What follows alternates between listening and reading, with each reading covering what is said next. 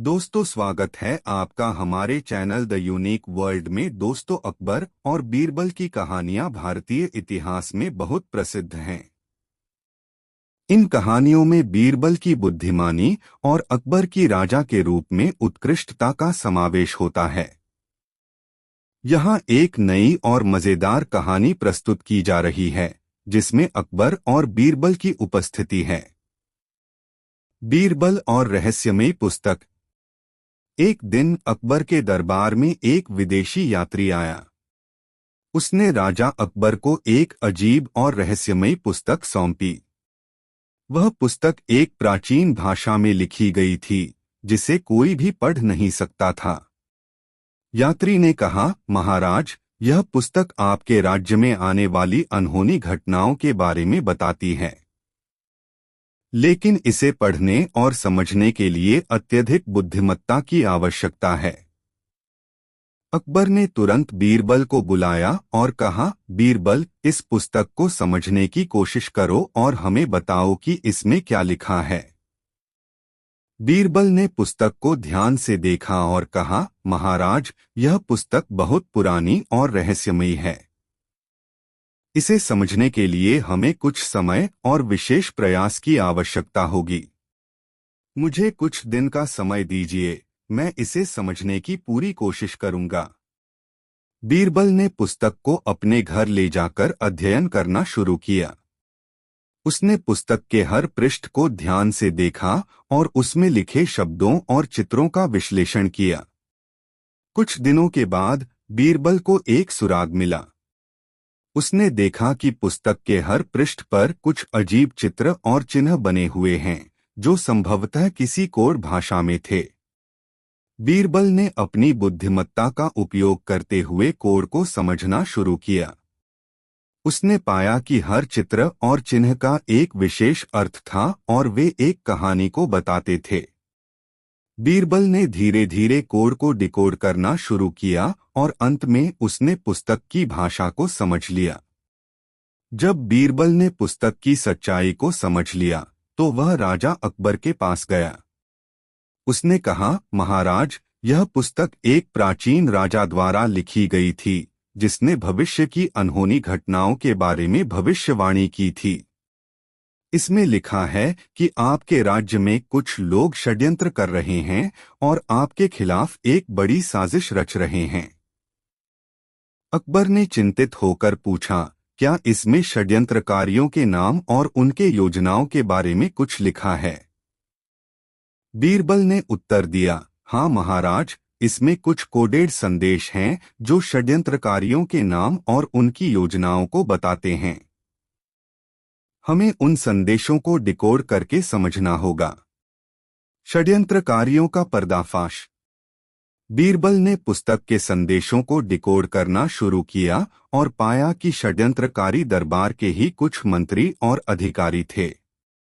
उन्होंने एक गुप्त बैठक आयोजित की थी, जिसमें वे राजा को हटाने और राज्य पर कब्जा करने की योजना बना रहे थे। बीरबल ने तुरंत राजा अकबर को सारी जानकारी दी। अकबर ने अपने सैनिकों को बुलाया और गुप्त रूप से उन षड्यंत्रकारियों को पकड़ने की योजना बनाई। उन्होंने एक गुप्त ऑपरेशन शुरू किया और सभी षड्यंत्रकारियों को एकत्र कर लिया। न्याय और बुद्धिमत्ता की जीत। अकबर ने उन षड्यंत्रकारियों को दरबार में बुलाकर उनके खिलाफ सबूत पेश किए। षड्यंत्रकारियों ने अपना अपराध स्वीकार कर लिया और उन्हें उचित दंड दिया गया। अकबर ने बीरबल की बुद्धिमत्ता और सूझबूझ की प्रशंसा की और कहा, बीरबल, तुम्हारी बुद्धिमत्ता और निष्ठा ने एक बार फिर हमारे राज्य को बचा लिया। मैं तुम्हारे बिना इस समस्या का समाधान नहीं कर सकता था। बीरबल ने विनम्रता से कहा, महाराज, यह मेरा कर्तव्य है। मैं हमेशा आपके और राज्य के हित के लिए कार्य करूंगा। दोस्तों, इस प्रकार बीरबल की बुद्धिमत्ता और अकबर की न्यायप्रियता के कारण राज्य एक बड़े संकट से बच गया। इस घटना के बाद अकबर और बीरबल की मित्रता और भी गहरी हो गई और राज्य में शांति और समृद्धि बनी रही। दोस्तों, वीडियो को एक लाइक जरूर करें। बीरबल की चतुराई, अदृश्य मोती। दोस्तों, अकबर का दरबार हमेशा बुद्धिजीवियों, कलाकारों और राजनेताओं से भरा रहता था। एक दिन दरबार में एक व्यापारी आया, जिसने अपना मामला अकबर के सामने रखा। उसने कहा कि उसके पास एक बहुत ही कीमती मोती था, जो अचानक गायब हो गया है। उसने बताया कि मोती की चोरी उसी के घर में हुई थी और उसने हर संभव प्रयास करके उसे ढूंढने की कोशिश की, लेकिन वह असफल रहा। अकबर ने तुरंत बीरबल को बुलाया और उसे इस मामले को सुलझाने का आदेश दिया। बीरबल ने व्यापारी से पूछा, क्या आपके घर में कोई भी ऐसा स्थान है जहां आपने मोती छुपाया हो? व्यापारी ने बताया कि उसने मोती को एक छोटे से संदूक में रखा था, जिसे उसने अपने शयनकक्ष में छुपा दिया था। बीरबल ने व्यापारी के घर की जांच करने का निर्णय लिया और अकबर से अनुमति ली। जांच का आरंभ। बीरबल व्यापारी के घर पहुंचा और संदूक की जांच की। संदूक खाली था, लेकिन बीरबल को कुछ अजीब लगा। उसने घर के सभी सदस्यों को बुलाया और उनसे बातचीत की। बीरबल ने देखा कि व्यापारी के नौकर की आंखों में कुछ छुपा हुआ था। बीरबल ने नौकर से पूछा, तुम्हें मोती के बारे में कुछ पता है? नौकर ने घबराकर कहा, मुझे कुछ नहीं पता। बीरबल ने अपनी चतुराई से नौकर को जाल में फंसाने का निर्णय लिया। उसने सभी को बताया कि वह अगली सुबह एक विशेष पूजा करेगा, जिससे मोती की सही जगह का पता चल जाएगा। उसने सभी को निर्देश दिया कि वे पूरी रात अपने अपने कमरे में रहें और दरवाजे बंद रखें। बीरबल का जाल। रात को बीरबल ने व्यापारी के घर के सभी दरवाजों पर आटा छिड़क दिया और सुबह होते ही उसने सभी को बुलाया। उसने देखा कि नौकर के कमरे के दरवाजे पर आटा बिखरा हुआ था, जबकि अन्य दरवाजे साफ थे। इससे यह साफ हो गया कि रात को सिर्फ नौकर ही बाहर निकला था। बीरबल ने नौकर को सख्ती से पूछताछ की। नौकर ने आखिरकार स्वीकार किया कि उसने मोती चुराया था और उसे बाहर एक गमले में छुपा दिया था। बीरबल ने मोती बरामद किया और उसे व्यापारी को लौटा दिया। अकबर ने बीरबल की बुद्धिमानी की प्रशंसा की और उसे पुरस्कार दिया। न्याय की जीत। इस घटना के बाद दरबार में सभी ने बीरबल की प्रशंसा की और व्यापारी ने भी बीरबल का आभार व्यक्त किया। अकबर ने घोषणा की कि जो भी कठिनाई में होगा, उसे न्याय दिलाने के लिए बीरबल हमेशा तैयार रहेगा। बीरबल ने अपनी चतुराई और न्यायप्रियता से सभी का दिल जीत लिया और दरबार में उसकी प्रतिष्ठा और भी बढ़ गई। इस प्रकार बीरबल ने न केवल एक कीमती मोती वापस दिलाया, बल्कि यह भी साबित कर दिया कि चतुराई और बुद्धिमानी से किसी भी समस्या का समाधान किया जा सकता है। इस कहानी से हमें यह शिक्षा मिलती है कि सत्य और न्याय की हमेशा जीत होती है और हमें कभी भी हार नहीं माननी चाहिए। इस तरह अकबर और बीरबल की ये मजेदार कहानी समाप्त होती है, जिसमें बीरबल की चतुराई और न्यायप्रियता का उदाहरण मिलता है। दोस्तों, यह कहानी आपको कैसी लगी कमेंट में जरूर बताएं। 3 भाग्य बड़ी है कि उद्योग बहुत मजेदार कहानी। एक दिन बादशाह ने अपने दरबारियों से भरी सभा में पूछा, भाग्य बड़ी है व उद्योग? सब दरबारियों ने एक मत होकर बतलाया, पृथ्वीनाथ। उद्योग बड़ा है, परंतु बीरबल की राय सबसे भिन्न थी। वह अपनी तरफ से अकेला होकर बोला, महाराज, मेरी सम्मति से भाग्य बड़ी है। बादशाह ने बीरबल से पूछा, यदि उद्योग न किया जाए तो भाग्य क्या कर सकती है? भला उस मनुष्य को जो भाग्य के भरोसे बैठ रहे, कभी खाना नसीब हो सकता है? बीरबल ने उत्तर दिया, चाहे कोई कितना ही उद्योग क्यों न करे, परंतु जो बात उसके भाग्य में लिखी न होगी, कदापि नहीं मिल सकती। यह सब देखते हुए भाग्य को ही प्रधानता मिलनी चाहिए। एक दरबारी को बीरबल की यह दलील बहुत खटकी और वह बादशाह से निवेदन कर बोला, पृथ्वीनाथ, जब बीरबल को भाग्य की प्रधानता मालूम है तो इसका कोई सबूत भी होगा। बादशाह ने झट बीरबल से पूछा, हाँ बीरबल, इस बात का कोई सबूत दो। बीरबल बोला, पृथ्वीनाथ, यह कोई ऐसी वैसी बात नहीं है जो कोई गांठ में बांधे फिर रहा हो और तुरंत खोलकर दिखला दे। आपकी ऐसी ही इच्छा है तो कुछ दिनों में सिद्ध करके दिखला दूंगा। उस दिन का कार्य समाप्त हुआ और लोग अपने दो घर गए। एक दिन बादशाह को जमुना में सैर करने को इच्छा हुई, अतएव कुछ दरबारियों को साथ ले एक खास नौका पर बैठकर यमुना जी में जल विहार करने लगा। बीच दरिया में पहुंचकर फिर उसे भाग्य और उद्योग वाली बात स्मरण हो आई। उसने बीरबल से कहा, क्यों बोरबल, अभी तुम्हारा दिमाग ठिकाने आया कि नहीं? बोलो, उद्योग को प्रारब्ध से प्रधान मानते हो वा नहीं? इस बार भी बीरबल ने पहले ही सा उत्तर दिया।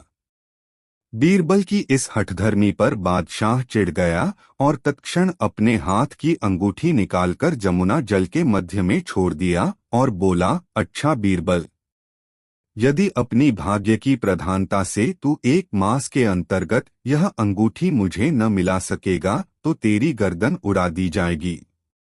बादशाह के उस आकस्मिक कोप से सब लोग थर्रा गए। सब लोगों ने देखा कि यहाँ पर जमुना जी का जल बहुत गहरा है। यहाँ से अंगूठी का मिलना असंभव हो नहीं बल्कि नितांत असंभव है। अब बीरबल की जान नहीं बच सकती, परंतु बीरबल ने कुछ जवाब नहीं दिया। वह चुपचाप बैठा रहा। नाव किनारे पर आ लगी। घर लौटते समय बादशाह ने उस जगह अपने सिपाहियों की पहरा चौकी बांध दो ताकि बीरबल किसी प्रकार उस अंगूठी को जल से बाहर न निकाल सके। बीरबल प्रारब्ध के भरोसे चुप्पी साध कर बैठा रहा।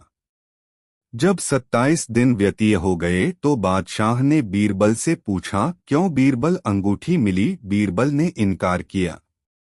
तब बादशाह ने कहा, देखो बीरबल, अब भी उद्योग की प्रधानता स्वीकार कर लो, मैं तुम्हें माफी दे दूंगा। बीरबल ने उत्तर दिया, पृथ्वीनाथ, भाग्य के सामने उद्योग नहीं टिक सकता। मशल मशहूर है, घड़ी में घर जले 9 घड़ी भद्रा। अभी 3 दिन का समय और है, इतने में तो कितना उलट फेर हो सकता है। बादशाह के क्रोध रूपी अग्नि में और भी आहुति पड़ गई। वह एकदम क्रोधित हो गए। जब अवधि का दिन बीत गया तो चौथे दिन फिर बादशाह ने बीरबल से अपनों अंगूठी मांगी। बीरबल ने कहा, पृथ्वीनाथ, मेरे भाग्य से अंगूठी नहीं मिली। बादशाह क्रोधित होकर बोला, तब मरने के लिए प्रस्तुत हो जाओ। बीरबल तो पहले से ही कमर कस चुका था। वह बादशाह के सामने निर्भय खड़ा हो गया। उसकी मुस्कै कसकर बांध दी गई।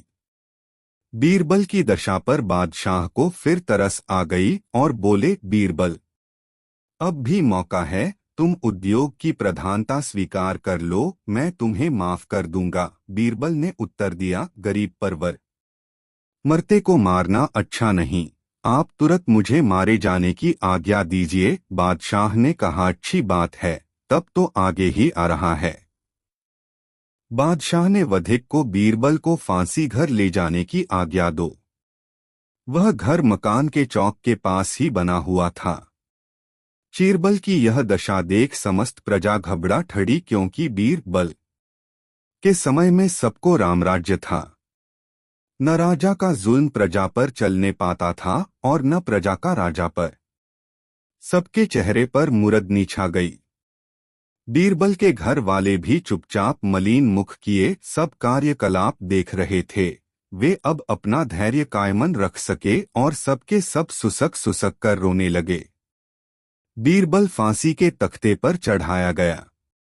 नियम के अनुसार वधिकों ने बीरबल से पूछा, आपकी अंतिप्र इच्छा क्या है? उसको पूरी करने के लिए 10 मिनट का समय और दिया जाता है। बीरबल अभी कुछ कहने भी नहीं पाया था कि एक फकीर प्रकट हुए। उनको आते किसी ने नहीं देखा था, जिससे ऐसा प्रतीत हुआ मानो जमीन को फाड़कर प्रकट हुए हो। फकीर ने कहा, बीरबल, यह तुम्हारे फांसी का समय है, अतएव मरने से पहले एक पुण्य कर्म करता जा।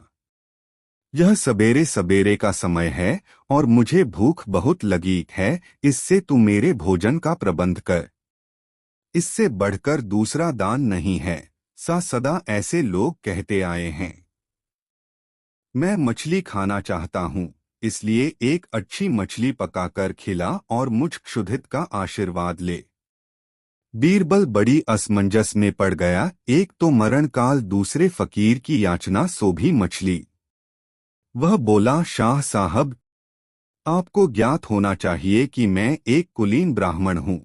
हम लोग अपने चौके में मछली मांस का प्रयोग नहीं करते, फिर आपको क्यों कर खिलाऊं? फकीर बोला, यह सब सही है, परंतु यदि तू इस मरणकाल में मेरी क्षुधा मिटाएगा तो इस पुण्य से तेरा बाल बच्चों के सहित कल्याण होगा।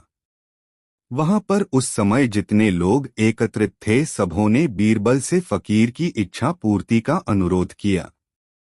कुछ काल तो यो ही बातचीत में टल गया। अंत में मत विशेषता के कारण बीरबल को अपनी जिद छोड़नी पड़ी।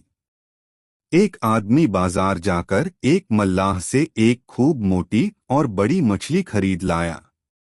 जब उस मछली को बीरबल छुरी लेकर चीरने बैठा तो उसके पेट में कोई ठोस चीज दिखाई पड़ी। उसका संपूर्ण पेट काटते ही बादशाह की वह जल में फेंकी हुई अंगूठी बाहर निकल आई।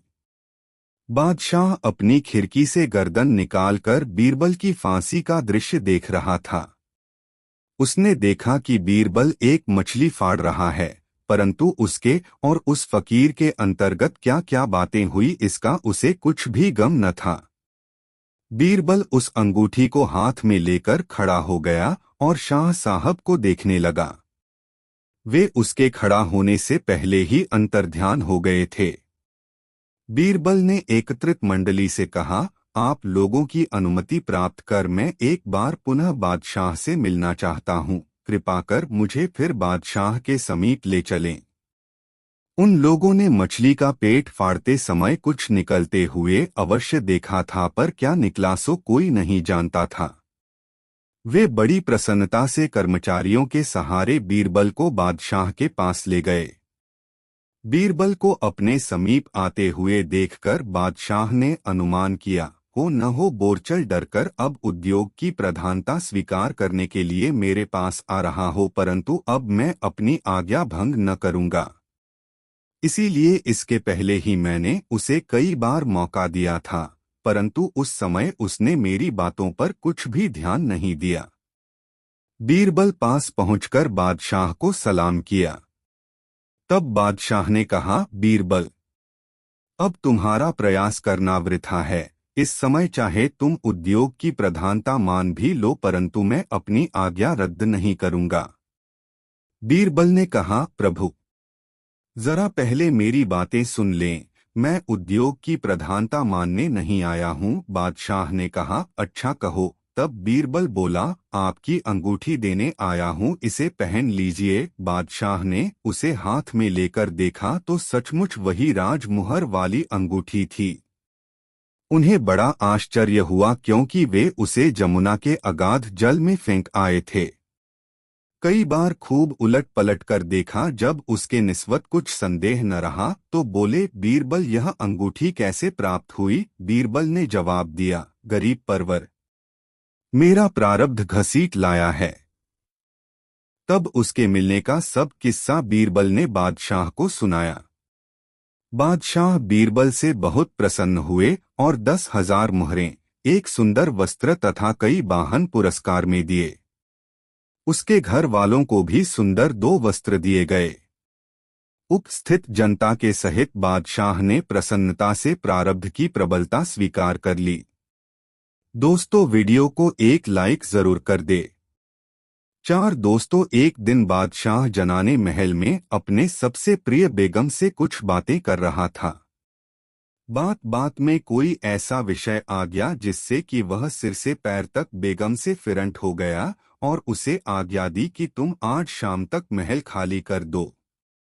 बेगम विचारी ने यद्यपि बादशाह के गुस्से को शांत करने के लिए बहुतेरा प्रयास किया, परंतु सब निष्फल गया। बादशाह उसी क्रोधावेश में महल से बाहर चले गए। बेगम भय से थरथर कांपने लगी।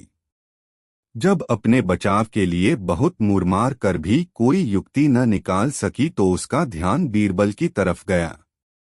उसने दास को भेजकर चुपके से बीरबल को महल में बुलवाकर अपना सारा हाल कह सुनाया। बीरबल उसे एक गुप्त परामर्श देकर तुरंत महल से बाहर आया और फिर दरबार के कामों को इस ढंग से मौन होकर करने लगा मानो उसे इसकी कुछ खबर ही नहीं।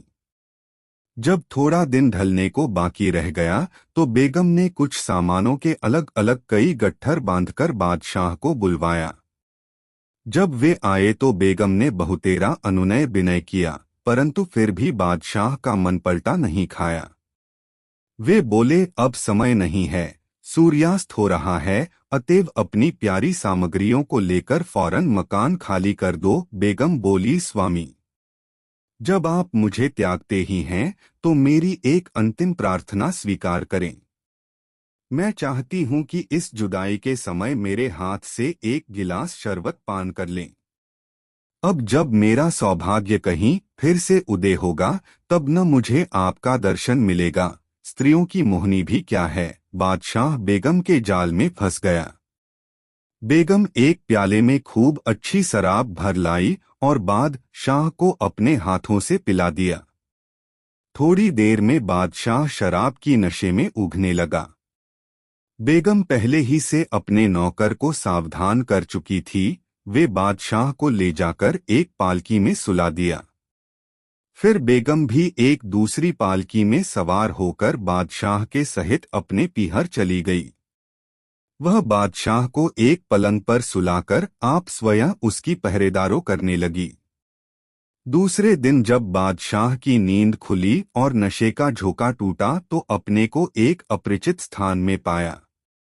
उन्हें संदेह हुआ, क्या मैं स्वप्न देख रहा हूँ। बेगम सामने पंखा झल रही थी। बादशाह ने उससे पूछा, क्या तुम बतला सकती हो कि मैं इस समय सोया हूँ अथवा जाग रहा हूँ। बेगम ने उत्तर दिया, स्वामीनाथ, पहले आप सो रहे थे, परंतु अब सबेरा होने पर आपकी निंद्रा भंग हो गई है। उठिए, हाथ मुंह धोकर नमाज पढ़ लीजिए। बादशाह बोले, पहले बतलाओ कि यह किसका महल है और हम कहाँ पर आए हुए हैं। बेगम ने अपना दोनों हाथ जोड़कर कहा, प्रभु, यह आपकी ससुराल यानी मेरे पिता का घर है। मैं भी आपकी आज्ञा पालन करने के लिए यहाँ पर आई हूँ। बादशाह ने फिर पूछा, तब मैं कैसे आया। बेगम ने उत्तर दिया, स्वामी, आपने मुझे आज्ञा दी थी कि जो तुम्हारी सबसे प्यारी वस्तु हो उसे अपने साथ लेती जाओ। मैं ईश्वर की साक्षी देकर कहती हूँ कि महल भर में ही नहीं बल्कि समस्त संसार में आपसे बढ़कर मुझे कुछ भी प्यारा नहीं है।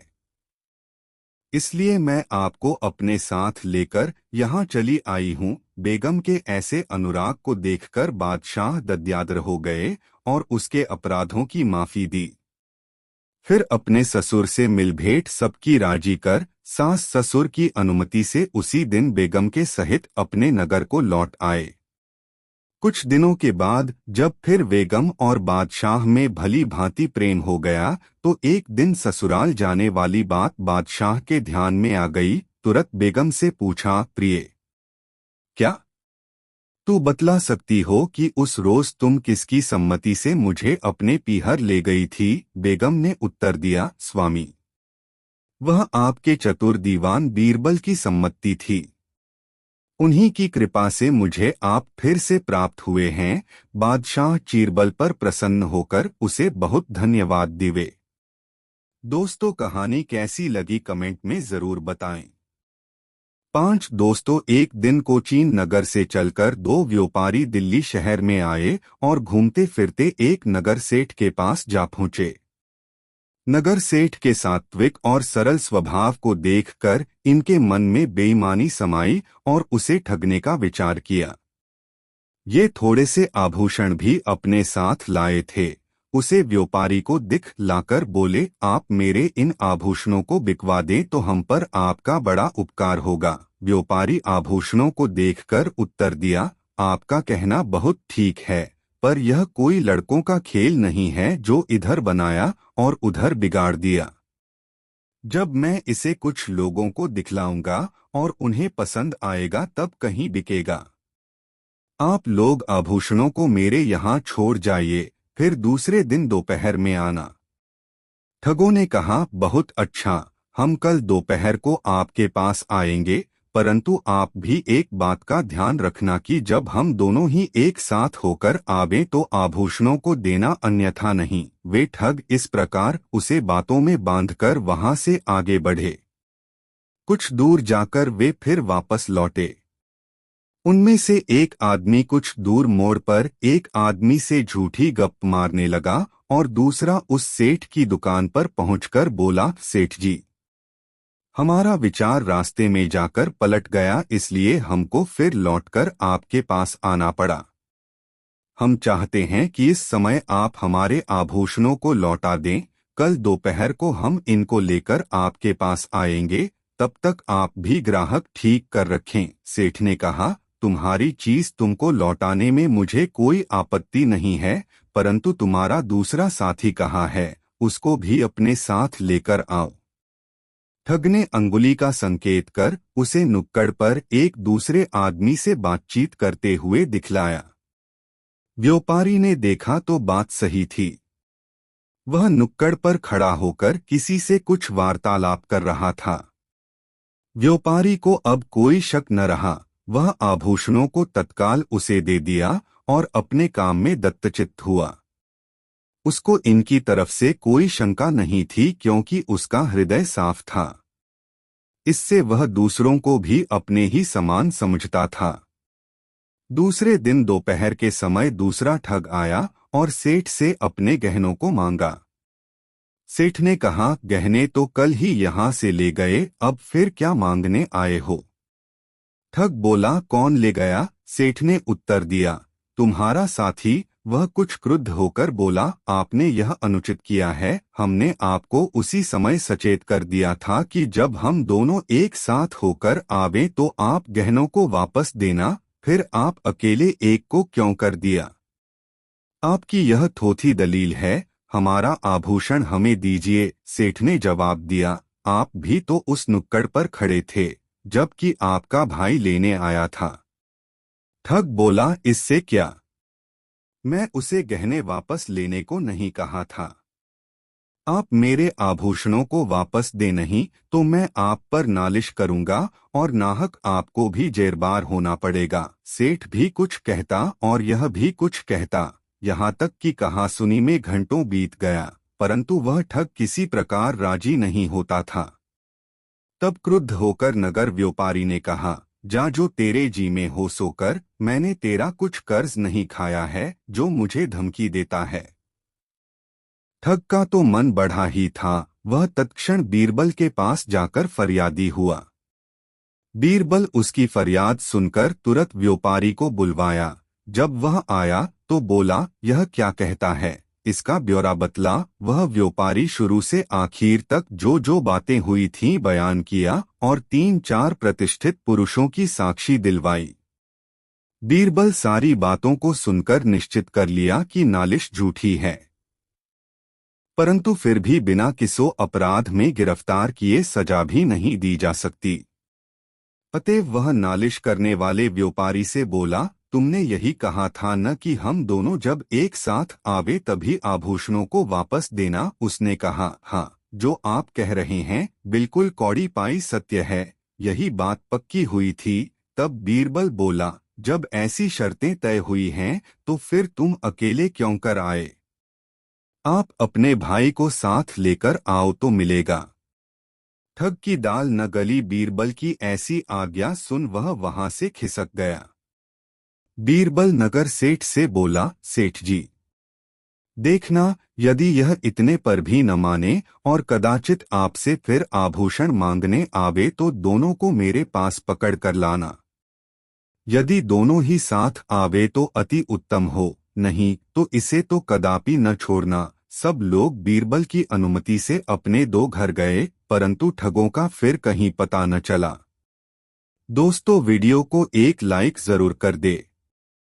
एक दिन बादशाह बीरबल के साथ नगर में होकर हवाखोरी के लिए निकला था। एक जगह नुक्कड़ पर उसे एक औरत दिखाई पड़ी। वह महाफूहड़ देख पड़ती थी।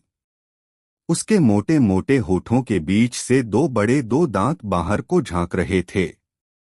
नाक से पोटा जारी था। मलिन वस्त्र, खुले बाल और शरीर पर मिट्टी पानी मिश्रित दाग पड़े हुए थे। बात करते समय मुंह से थूक बाहर निकला आता था। कहाँ तक कहें वह सर्वांग फूहड़ थी। राजा की तो बात ही अलग है। उसके हाथ के स्पर्श किए फल तक भी किसी रंग का खाने को जी नहीं चाहता था। वह स्त्री गर्भिणी थी। यह देखकर बादशाह को बड़ा आश्चर्य हुआ और वे बीरबल से बोले, बीरबल, जरा कामदेव का प्रबल प्रभाव तो देखो। जिसके देखने मात्र से घृणा उत्पन्न होती है, उसके साथ रमण करने वाला भला कैसा होगा। बीरबल ने उत्तर दिया, पृथ्वीनाथ, भूखे को जूठा मीठा नहीं सूझता। निद्रा देवी के आवाहन के समय मुलायम सेज व जमीन का विचार नहीं उठता। उसी प्रकार काम की ज्वाला के सामने भी भले बुरे का परिज्ञान भूल जाता है। उस समय काम से पीड़ित व्यक्ति को न जात सूझता है न कुजात। आपको अन्वेषण करने पर ऐसे बहुतेरे पुरुष मिलेंगे जो देखने में तो बड़े सुंदर और फिटिकबाज होंगे, परंतु ऐसी दो गलीज जगहों में उन्हीं का नंबर निकलता है। बादशाह ने कहा, हाँ, तुम्हारा कहना भी सत्य हो सकता है। इसलिए मैं चाहता हूं कि इससे रमण करने वाले की खोज की जाए। मैं उसे देखना चाहता हूं। बीरबल बोला, शायद कुछ देर अगल बगल के लोगों से पूछताछ करने पर कुछ भेद खुले। ऐसा विचार कर वे वहां से कुछ दूर निकल गए, परंतु बीरबल को उस बात की ही धुन बंधी रही। वह बराबर उसी स्त्री की तरफ लगा हुआ था। थोड़ी देर बाद एक ऐसी घटना घटी कि एक कामी पुरुष उसके बगल से होकर निकला और उस स्त्री से कुछ संकेत द्वारा कहकर आप आगे निकल गया। वह देखने में किसी उच्च कुल का जान पड़ता था, परंतु स्वभाव से लंपट प्रकट होता था।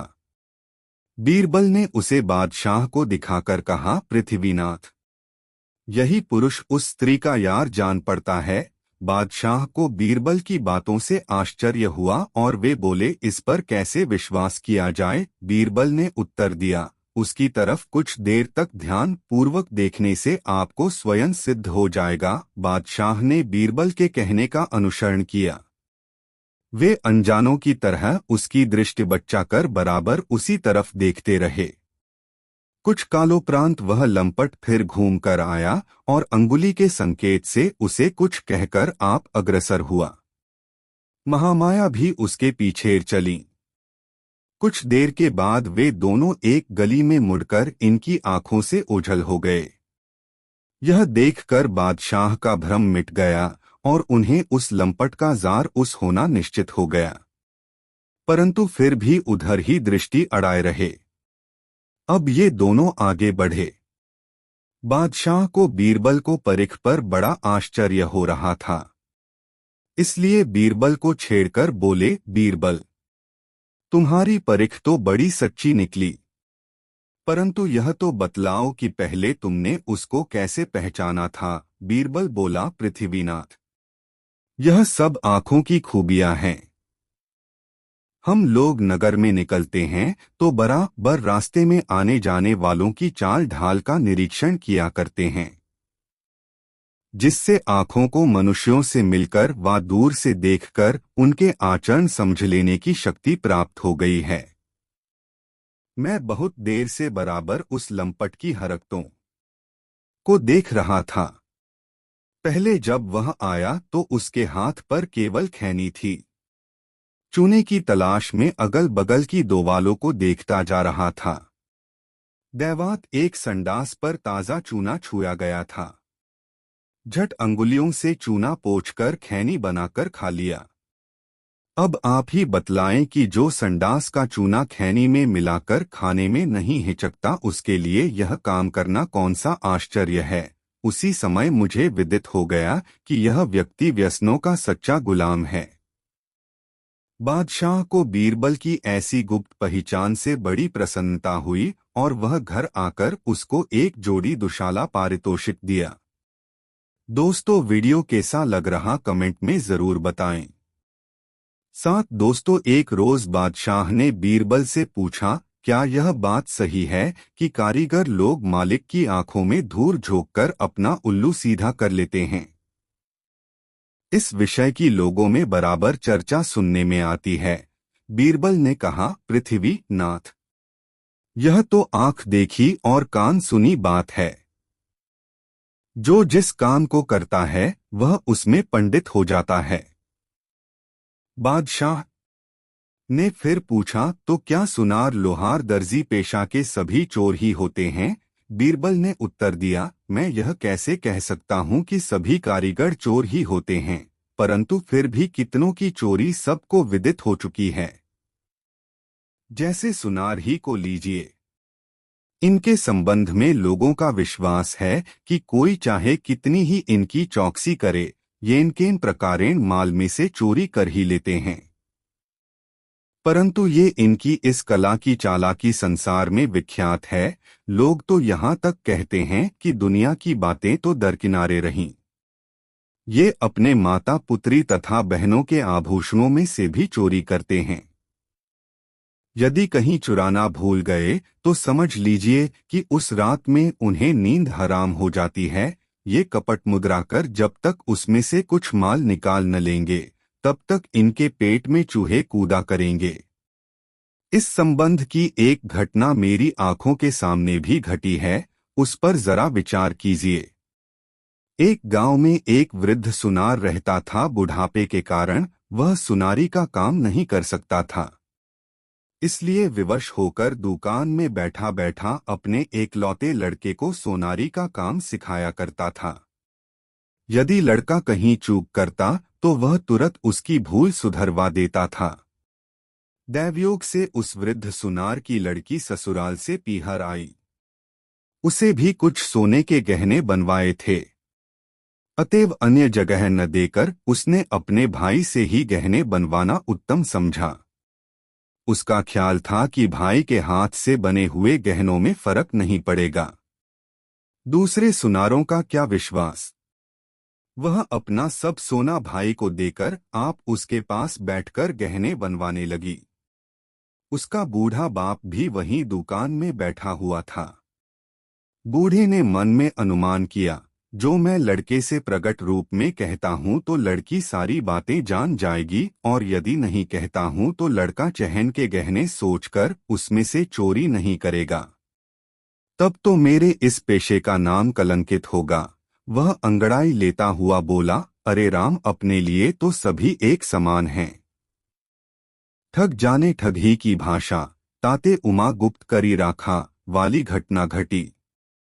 लड़का बाप की शिक्षा से धीरे धीरे पंडित हो चुका था। उसने अपने पिता के कहने का भावार्थ समझ लिया, परंतु प्रकट रूप से पिता को कुछ उत्तर नहीं दिया। बूढ़े ने समझा कि शायद लड़के को मेरा सांकेतिक शब्द समझ में नहीं आया, अतएव रह रहकर वही पहले वाला शब्द पुनः पुनः कहने लगा। लड़का दत्तचित्त हो अपनी बहन से बातें करता हुआ गहने गढ़ रहा था। पिता के बार बार के टोकारे से खींच कर बोला, पिताजी, आज आप इतना राम राम क्यों कह रहे हैं? अरे राम ने तो बहुत पहले ही लंका नगरी को लूट लिया था, अब उसमें रखा ही क्या है? अपने लाडले से ऐसा संतोषप्रद उत्तर पाकर वृद्ध गद हो गया और उसे अपने पुत्र पर बहुत भरोसा हुआ। वह लड़का कोवा से कबेला चतुर वालों कहावत पहले ही चरितार्थ कर सोने की एक गुली माल में से कपट कर राख में छिपा दिए था। इस घटना को सुनकर बीरबल ने कहा, पृथ्वीनाथ, कारीगर बड़े बजर बेहया होते हैं। वे अपने कला में जब तक चोरी करना नहीं जानते तब तक उनको अपने कारीगर होने में संदेह ही बना रहता है। आप इसे पक्का समझें कि जो जितना बड़ा कारीगर होता है वह उतना ही चोर भी होता है। यही इनकी विशेषता है कि माल चुरा लेते हैं और दूसरों पर इनका भेद प्रकट नहीं होने पाता। सुनार तो शास्त्रों द्वारा इस फन में विख्यात हैं। इनका नाम शास्त्रकारों ने पश्यतो हर बतलाया है। इसका भावार्थ यह है कि यह आंख के सामने ही चोरी करते हैं, परंतु देखने वालों की बुद्धि कुछ काम नहीं करती। दोस्तों, यह आपको कैसी लग रही है कमेंट में जरूर बताएं। 8 दोस्तों, एक दिन जब की कड़ाके की सर्दी पड़ रही थी, बादशाह बीरबल के साथ अपने बाग में टहलते हुए धूप खा रहे थे। उनके मन में अचानक एक तरंग उठी और उसके निराकरण के लिए बीरबल को मध्यस्थ बनाकर पूछे है, कौन बोलने को चाहे और कौन चाहे है चुप, कौन चाहे है बरसना, कौन चाहे है धूप। इतना कहने के साथ ही बादशाह बीरबल को धमकाकर बोले, यदि आज के चारों सवालों का समुचित उत्तर न दे सकोगे तो जान से मारे जाओगे। बीरबल को बादशाह का कथन सुनकर बड़ी करुणा आई, क्योंकि बादशाह सचमुच उसकी जान मारने को उतारू हो गए थे। दूसरे करुणा इसलिए आई कि इतने छोटे से प्रश्न के लिए बादशाह इतना उग्र रूप क्यों धारण करते हैं। इसका उत्तर तो एक बुद्धिमान लड़का भी समझकर दे सकता है। खैर, इस समय तो अपनी जान बचानी चाहिए, ऐसा विचार कर वह बोला, मालो बरसन को चहे धोबी के मन धूप, साई चाहे बोलना चोर चाहे जू चूप। बादशाह को बीरबल का यह युक्तिसंगत दोहा बहुत भला मालूम हुआ, परंतु वह उससे और भी सरलार्थ चाहते थे, इसलिए फिर बोले, बीरबल, आपका यह दोहा काटने लायक नहीं है, फिर भी मुझे इससे पूरा संतोष नहीं हुआ, इसलिए कोई दूसरी विधि से और स्पष्ट कर मुझे समझावो। बीरबल ने कहा, बहुत अच्छा, और यह दूसरा दोहा रचकर पढ़ सुनाया। अति का भला न बोलना, अति की भली न धूप, अति का भला न बरसना, अति की भली न धूप। फिर भी बादशाह संतुष्ट नहीं हुए। उन्होंने बीरबल से दूसरा उत्तर मांगा। तब बीरबल बोला, हे पृथ्वीनाथ, सबका मूल मंत्र यह है कि अपनों अपनी सभी चाहते हैं। मैं इस संबंध का एक दास्तान आपको सुनाता है, शायद उससे आप संतुष्ट हो जाएं। एक गरीब बाप के 2 लड़कियां थीं। उसने उनमें से एक को तो बागवान के घर ब्याहा और दूसरी को कौहार से। जब कुछ दिनों के बाद उनसे मिलने गया तो पहले बागवान के घर गया। वहां पहुंचकर कुशल प्रश्न के पश्चात अपनी कन्या का चेहरा उतरा हुआ देखकर उसके सोच का कारण पूछा। वह बोली, हे पिताजी, मैं अपने दुख की बात आपसे क्या सुनाऊं? उसका छूटना ईश्वर के हाथ है। इधर कितने ही दिनों से अवर्षण हो रहा है, जिस कारण सारा बाग का बाग सूखा जा रहा है। उसमें न तो अच्छे फूल आते हैं और न फल ही। तब वह वहां से विदा हो अपनी दूसरी लड़की से मिलने कौहार के घर गया। वह लड़की मन मारकर द्वार पर बैठी हुई थी। पिता से मिलकर बड़ी प्रसन्न हुई और अपना सारा दुखड़ा सुनाकर फिर मौन हो गई। पिता ने उसकी ऐसी उदासी का कारण पूछा तो वह बोली, हे पिताजी, मैं आपसे अपने दुख की बात क्या कहूं? इधर कई दिनों से मैं बराबर बरस रहा है। न बर्तन सूखने पाते हैं और न सूखी गोहरी ही आवा लगाने को मिलती है। सब हाल रोजगार बंद है। न मालूम इस बारिश का क्रम कब तक जारी रहेगा। पिता अपनी दोनों लड़कियों की पृथक पृथक चाहना सुनकर चुप रह गया और सोचने लगा, यह सब कुछ नहीं, हम जीवधारी अपनी अपनी चाहते हैं, परंतु ईश्वर किसकी करे और किसकी न करे। वह जो कुछ करता है सब भला ही करता है। इस दृष्टांत को सुनाकर बीरबल ने कहा, पृथ्वीनाथ, यूं तो पेशे के अनुसार सबकी चाहना अलग अलग होती है, परंतु आपके प्रश्नों का वही ठीक उत्तर है जो मैंने पहले दोनों दोहों में आपको सुनाया है। बादशाह बीरबल के उत्तर से बहुत संतुष्ट हुए। दोस्तों, यह कहानी आपको कैसी लगी कमेंट में ज़रूर बताएं। ऐसी और नई मज़ेदार कहानी सुनने के लिए हमारे चैनल द यूनिक वर्ल्ड को सब्सक्राइब ज़रूर कर ले और यह वीडियो अपने मित्रों को ज़रूर शेयर करें। वीडियो देखने के लिए धन्यवाद।